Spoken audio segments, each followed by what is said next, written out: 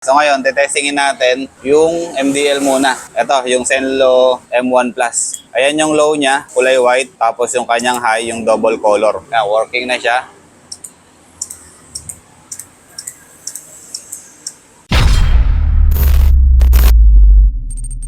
Germs, magandang araw. Share ko lang ulit sa inyo yung video na to kasi may nag-order sa atin sa Shopee.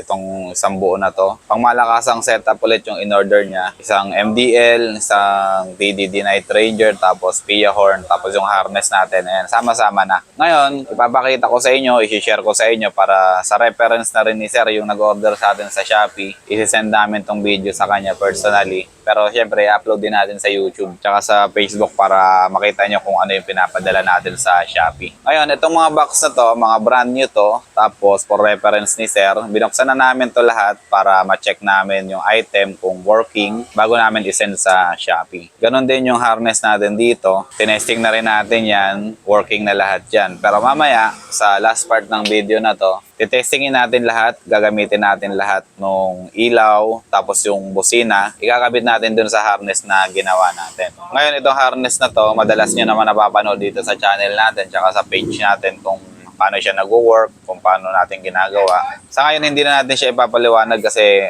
meron naman na tayong mga video about dyan. Pero ito, ipapakita ko lang ulit sa inyo yung harness na ginagawa natin. Itong full harness na to, naka-design to sa TDD Night Ranger, tapos MDL tsaka busina na Pia Horn. Ngayon, kung gusto nyo magpa-customize ng ibang ilaw, tapos busina kung gusto nyo ng mas malakas, kagaya ng Bosch Europa or Hella or any na busina na mas malakas pa dun sa mga yon, pwede natin i-customize yung wiring nito. Generally, sa ADB tsaka PCX, ito na yung ginagamit natin, gantong setup na. Kasama na rin dyan yung mga safety fuse natin, fuse top, mga switches, and kompleto na lahat yan. Kompleto na. Ipapadala na natin. Tapos lahat yan, 100% plug and play lahat yan. Wala nang iwa-wiring yung nag-order nito sa Shopee. Okay?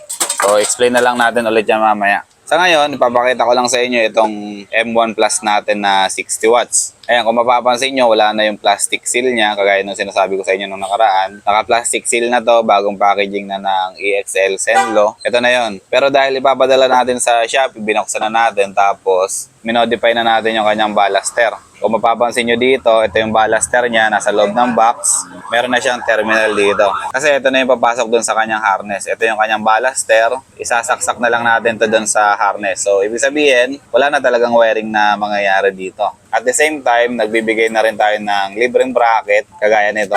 May kasama na rin yung mga balls and nuts para wala na talagang paproblemahin yung nag-order nito. Ito yung kasama niyang bracket sa packaging ng Zenlo. Ito yung pre natin, yung flat bar na may kasama ng balls and nuts tapos washer. Ayan, libre na yan. Ito, sa mga mag-order sa atin sa Shopee, expect nyo na naka-open na yung box natin. Kasi for testing purposes na ginagawa natin, para masigurado natin na working lahat na ipapadala namin sa inyo. Ito na yun. Mapapansin nyo, nakabalot na rin ng ano yan, ng electrical tape para hindi na siya gagalaw. Tapos ganyan na talaga siya. Ganyan na natin siya ikakabit. Ayan yung Zenlo M1 Plus natin, 60 watts. Yung ipapadala natin kay Sir. Kaya nga pala, yung pangalan ni Sir, yung username niya kasi sa Shopee, hindi ko masyado mabasa, hindi ko maintindihan. Pero personally, isesend naman namin tong video sa kanya. Pero for reference din ng ibang nanonood nito, ganito yung mangyayari sa inyo kapag mag-order kayo sa amin. Tested lahat ng ipapadala namin sa inyo. Tapos siya nga pala, ang mga Zenlo products natin ay 1-year warranty. Bumili man kayo online or dito sa amin sa shop, naka 1-year warranty pa rin to. Basta bigyan nyo lang kami ng proof, video, picture na hindi nagkaroon ng gas-gas or hindi nagkaroon ng damage yung ilaw, yung walang bangga, walang laglag or kahit ano. Yung hindi siya nagkaroon ng excessive na impact sa kanya. Makiklaim pa rin natin yung warranty yan. Within 1 year. 1 year ang warranty ng mga Zenlo products natin. Okay, next na order ni Sir sa atin ay yung TDD Night Ranger, yung itong 80 watts na to. Ganon din, kung mapapansin nyo, wala na rin yung kanyang plastic seal. Tapos yung selyo niya dito, pinunit na rin natin kasi, ayun, tinesting na rin natin yung ilaw na to. Tinesting na natin yung ilaw na to, tapos kung mapapansin nyo, may terminal na rin siya dito. Nilagyan na natin siya ng male terminal dito para ipapasok na lang natin siya dun sa kanyang wire harness. Ito naman, sa warranty nito, pwede pa rin tayo mag-claim ng warranty nito. Unlike sa Zenlo products, itong TDD Night Ranger natin, naka 3 months warranty din to. So far, yung sa motor ko na kinabit na TDD Night Ranger, magwa 1 year na siya. Hanggang ngayon, wala naman ako na-encounter na problema dito sa TDD Night Ranger natin. Pero mas maganda sana kung magbibigyan tayo ng 1 year warranty din ng TDD para maganda-ganda rin yung offer natin sa mga client natin. Yung Zenlo kasi, ang ganda ng offer. Sa totoo lang, ang ganda ng quality ng ilaw. Tapos talagang ang ganda rin ng warranty period nila. Sobrang tagal, 1 year ba naman. Last na ipapadala natin na item kay Sir ay yung kanyang busina. Yung Pia horn natin dito. Auto style, original din to ha. Ngayon, kung mapapansin nyo, wala na rin yung selyo niya dito. Tinanggal na rin natin kasi inopen na natin tong busina niya. Tapos, binago na natin yung position ng bracket. Tapos, binend na rin natin yung kanyang terminal dito. Ito, ginagawa natin to para pag i-install na dun sa motor, saktuhan na talaga siya. Wala na siyang babaguhin dito kasi naka-setup na kasi to. 3 busina magkakatabi. 2 PIA, tapos yung stock horn niya magkakatabi. Kailangan lang natin kasing ayusin yung kanyang bracket para magkasya dun sa pwesto. Ang pwesto nito, yung sa stock na pwesto lang din ng busina.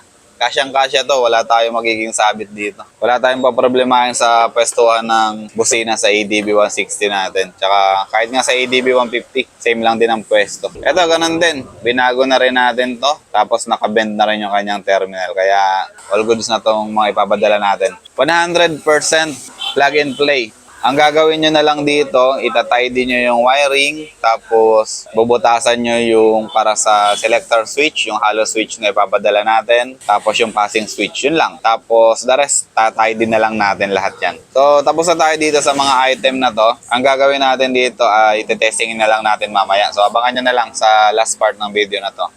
Ngayon, ipapakita ko na lang ulit sa inyo yung harness natin. Itong harness natin talagang masasabi ko na 100% plug and play kasi wala na tayong gagawin dito. Dudugtong-dugtong na lang natin yung mga terminal. Itong mga to, wala pang label to. Mamaya pag dinala ko to dun sa kabilang shop, lalagyan ng label to tapos lalagyan din ng instruction guide para mas mabilis yung pag-i-install nito. Ayun yung mga dulo-dulo, ito yung output, TDD Night Ranger tsaka Zenlo M1 Plus. Dito naman yung selector switch natin para sa loud horn tsaka stock horn. Ito yung tri-switch natin. Tapos ito yung passing switch natin. Ito naman yung kanyang 3-in-1 switch para dun sa kanyang TDD Night Ranger.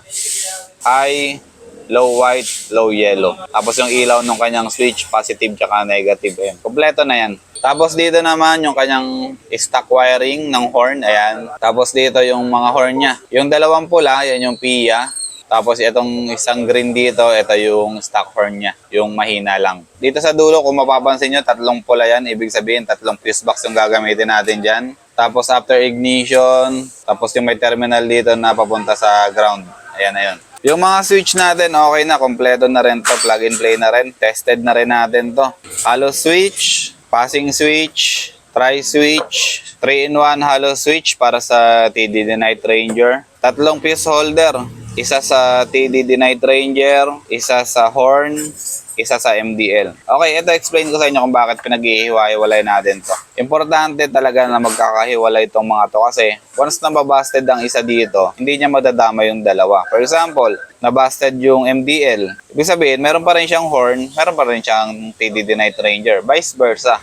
Hindi mawawala yung mga in-install natin. Kasi may mga may mga instance tayo na nagkakaroon talaga ng pagka-busted ng fuse. Yung ginagawa natin, hinihiwa-hiwalay natin siya. MDL, ulitin ko, MDL, horn, tsaka TDD Night Ranger. Ayan, hiwa-hiwalay silang lahat.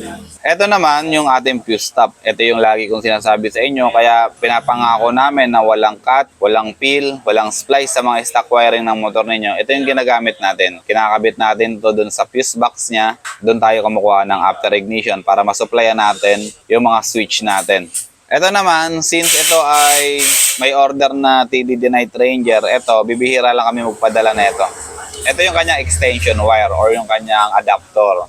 Yung TDD Night Ranger kasi medyo maikli yung kanyang wire, hindi siya aabot doon sa pwesto ng kanyang relay. So, ang ginagawa namin, naglalagay kami ng extension wire ito or extension adapter niya. Plug and play din lahat to, wala na rin tayong wiring. Okay? So, lahat yan, plug and play 100%, wala na tayong poproblemahin dyan. Sundan nyo lang yung part ng pagbubutas nung para sa selector switch natin, tsaka dun sa kanyang passing switch. Yun na lang yung magiging pinakamahirap na gagawin yung sa nag-order sa atin. Pero madaling-madali na lang yun. Kailangan lang nila ng 12mm na pambutas tsaka 16mm na pambutas para sa hollow switch natin, tapos 12mm naman sa passing switch natin. Maraming salamat. Ito yung testing video natin para sa kanyang harness. Panoorin nyo. Okay, for reference purposes lang nung nag-order sa atin. Ito, na-setup ko na yung setting ng mga ilaw natin na in-order. Zenlo M1 Plus, TDD Night Ranger, tapos yung kanyang PIA horn. Nilagyan natin dito siya ng parang substitute lang para dun sa kanyang stock na busina. Ito yung magre-represent sa kanya. So ngayon, tetestingin natin yung MDL muna. Ito, yung Zenlo M1 Plus. Ayan yung low niya, kulay white. Tapos yung kanyang high, yung double color. Kaya working na siya. Okay, working yung ating Zenlo M1 Plus. Next naman natin tetestingin yung kanyang TDD Night Ranger. Ito yung kanyang switch. Low na dilaw, low na white, tapos yung kanyang spotlight, yung pinaka-high niya na yan, gumagana na siya. Next natin na tetestingin yung kanyang passing light switch. Ito. Bali, iilaw yung high nito, tapos iilaw din yung high ng ating Zenlo. Ayan, testing natin. 1, 2, 3. Okay. Working yung kanyang passing light. High ng TDD Night Ranger, tapos high ng Zenlo M1 Plus. Okay. So, working yung mga ilaw natin. Next natin testingin yung kanyang busina. So, mag-start muna tayo sa stock horn. Ito yung magre-represent ng stock horn niya dun sa kanyang motor ADB 160. Working yung kanyang stock. Next natin yung kanyang loud horn. Pinindot ko na yung kanyang selector switch.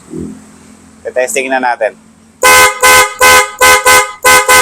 Okay, working na rin yung PIA natin. At the same time, working na rin yung combo lights natin.